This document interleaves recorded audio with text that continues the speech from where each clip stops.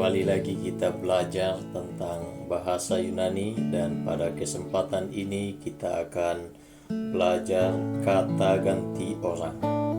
Ada 3 kata ganti orang pertama, kata ganti orang kedua, dan kata ganti orang ketiga. Yang pertama, kata ganti orang pertama. Ada tunggal dan jamak. Untuk tunggalnya ada nominatif, akusatif, genetif, dan datif. Nominatifnya ego, akusatif me, eme, genetif mo, emo, datif moi, emoi. Terjemahannya bisa dilihat dalam tampilan. Nominatif menyatakan subjek atau berfungsi sebagai subjek, sedangkan akusatif menyatakan objek, genetif kepemilikan, dan datif objek tidak langsung. Lalu jamaknya sama, nominatif, akusatif, genetif, dan datif. Hemeis, hemas, hemon, hemin. Next, orang kedua, tunggal jamak. Ada nominatif, akusatif, genetif, dan datif sama seperti orang pertama tadi. Su, se, so, soi. Dan untuk jamaknya humeis, humas, humon, humin. Ada 5 unsur analisa kata ganti orang pertama dan kedua yang perlu kita perhatikan. Yang pertama, kasus. Lalu yang kedua, orang. Jelas ini kata ganti orang 1 dan 2, sehingga hanya 2 kemungkinan ini. Kalau bukan orang pertama, pasti orang kedua. Nah, dalam kata ganti orang 1 dan 2 tidak memiliki gender. Selanjutnya, jumlah. Itu tunggal atau jamak. Setelah itu leksikal dan terjemah. Nah, dalam bahasa Yunani, khusus untuk kata kerja sudah langsung tertambat subjeknya. Contohnya pempo, pempo itu saya sedang mengirim. Nah, di dalam kata pempo sudah ada subjek waktu kita terjemahkan ke bahasa Indonesia, yaitu saya. Kalau kita ganti pempo menjadi pempeis, engkau sedang mengirim. Jadi satu kata membutuhkan 2-3 kata di bahasa Indonesia untuk diterjemahkan. Tetapi untuk menyatakan penegasan, orang Yunani biasa menggunakan kata ganti. Itulah yang kita pelajari pada kesempatan ini. Ya, sehingga walaupun dalam satu kata kerja sudah ada subjek, tapi akan ditambahkan kata ganti lagi sebagai bentuk penegasan. Contoh, ego pempo, itu penegasannya kepada subjek, kepada siapa yang bicara, yaitu saya. Ya, ego itu saya, pempo juga di dalamnya ada saya. Jadi waktu menerjemahkan ego pempo, tetap terjemahannya saya sedang mengirim. Nah, untuk kata ganti orang pertama tunggal yang mempunyai bentuk lebih panjang, itu tadi ada eme, emo, emoi, dipakai untuk kata depan, kecuali. Ini pengecualian, kata-kata ini tidak dipakai untuk kata depan. Pros, enopion, emprosten, dan opiso. Selanjutnya kata ganti orang ketiga. Sama seperti tadi ada tunggal jamak, juga ini ada tunggal jamak. Hanya pada kata ganti orang ketiga ada penambahan gender, sehingga ada maskulin, feminin, dan netral. Kata ganti orang ketiga juga memiliki kasus, yaitu nominatif, akusatif, genetif, dan datif. Ada maskulin, feminin, dan netral, lalu juga saya tambahkan terjemahannya. Untuk maskulin tunggal, autos, auton, auto, auto. Feminin tunggal, aute, auten, autes, aute. Netralnya auto, auto, auto, auto. Sedangkan jamak sama, nominatif, akusatif, genetif, dan datif. Maskulinnya autoi, autos, auton, autois. Sedangkan feminin autai, autas, auton, autais. Netral auta, auta, auton, autois. Terjemahannya bisa diperhatikan. Sekali lagi saya ulang. Maskulin autos, auton, auto, auto, autoi, autos, auton, autois. Feminin aute, auten, autes, aute, autai, autas, auton, autas. Netral auto, auto, auto, auto, auta, auta, auton, autois. Nah, untuk menganalisa kata ganti orang ketiga, setidaknya ada 6 unsur. Ada kasus, ada gender, orang, jumlah, leksikal, dan terjemahan. Contohnya saya menganalisa kata autonnya. Kasusnya genetif, gender. Nah, untuk auton ini ada di maskulin, ada di feminin, dan ada di netral. Jadi ketiga gender ini mempunyai bentuk yang sama khusus untuk genetif jamak. Orang ketiga, jumlah jamak, leksikal autos, dan terjemahan mereka. Kita dapat menentukan apakah kata auton ini maskulin atau feminin atau netral ketika ditempatkan dalam sebuah kalimat dan dalam konteks tertentu. Kita dapat menyimpulkan ketika mendapatkan kata yang mempunyai bentuk yang sama, maka konteks dan kalimatlah yang menentukan maknanya. Jangan dibalik. Jangan dibalik. Bukan kata yang menentukan makna dalam kalimat, tetapi kalimat yang menentukan makna kata. Kata ganti orang ketiga mempunyai 3 kegunaan. Yang pertama, sebagai kata ganti biasa, itu akan menggunakan bentuk akusatif, genetif, atau datif. Contohnya, philoauten. Maka diterjemahkan, saya mengasihi dia. Philo adalah kata kerja. Di dalam kata philo sudah ada subjek, itu yang diciri khaskan oleh akhiran omega, sehingga diterjemahkan saya mengasihi. Lalu auten ini merupakan kata ganti orang ketiga tunggal dengan gender feminin, sehingga saya mengasihi dia, kata dia itu mengacu kepada perempuan. Lanjut, to paidion auto diterjemahkan anaknya.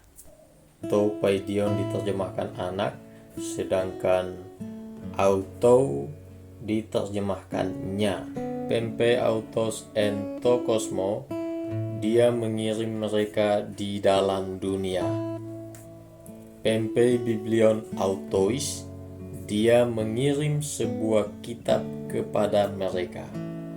Kalau pempe autos en to kosmo, itu autosnya mempunyai fungsi objek.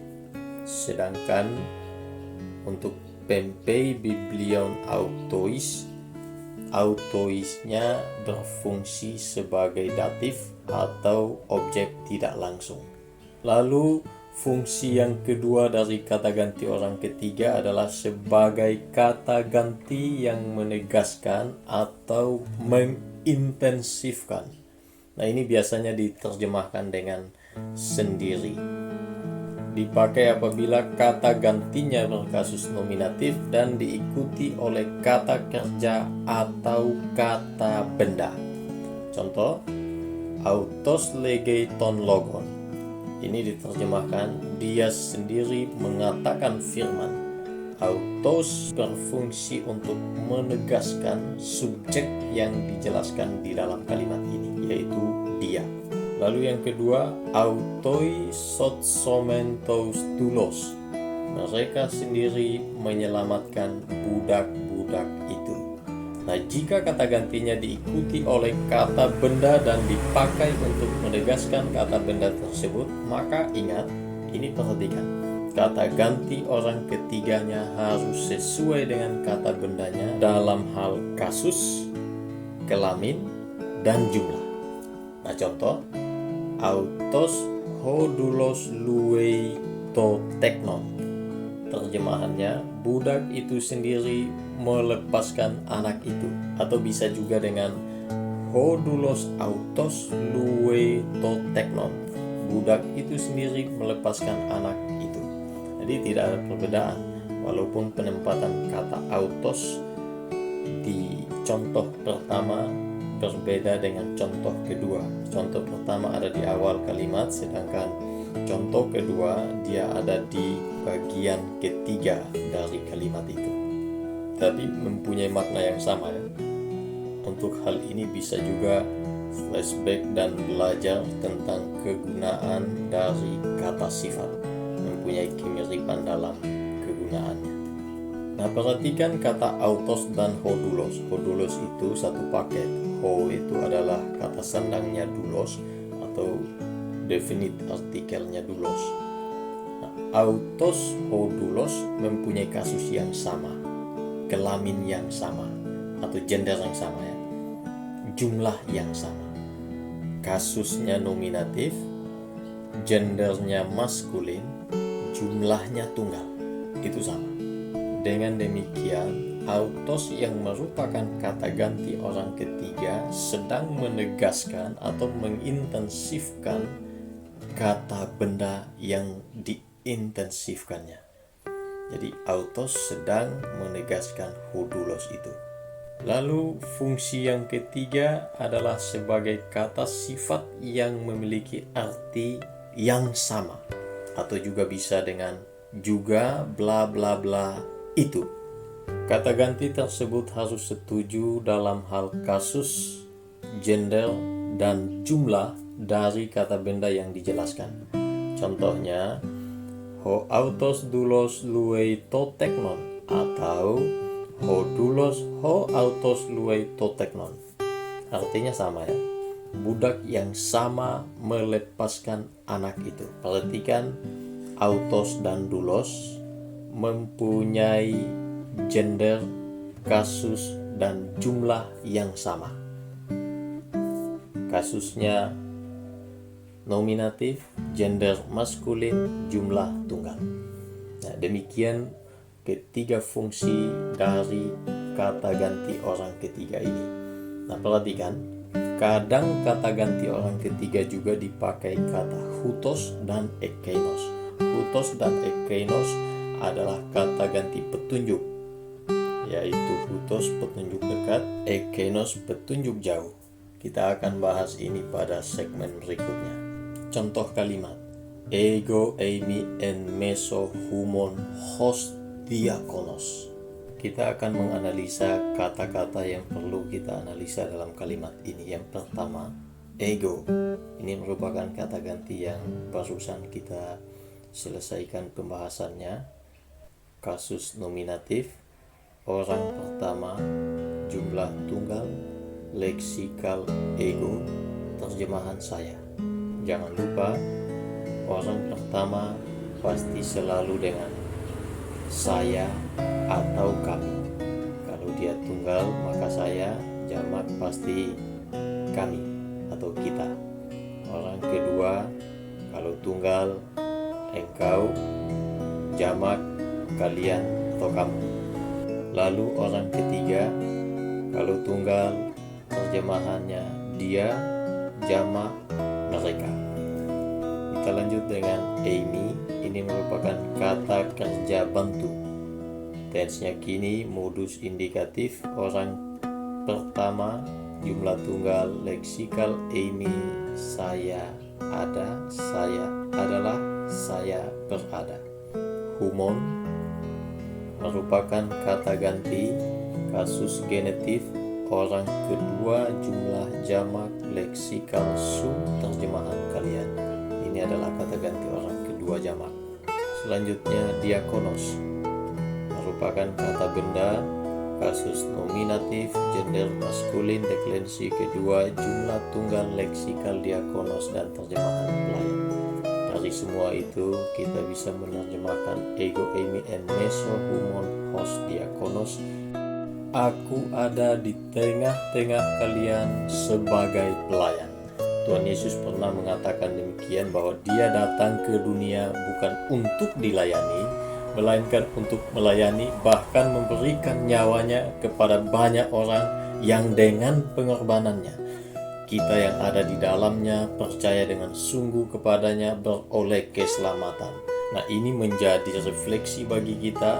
Kita ada di tengah-tengah orang lain untuk apa? Kita perlu bertanya cukup kepada hati masing-masing. Untuk apa kita ada di dunia ini? Untuk apa kita ada? Dan Tuhan izinkan berada di tengah-tengah sesama kita. Harap dengan kehadiran kita, Tuhan makin dimuliakan, Tuhan makin dihormati, dan Tuhan menolong kita. Kita akan latihan, analisa dan terjemahkan kalimat ego de og elalon ex mauto.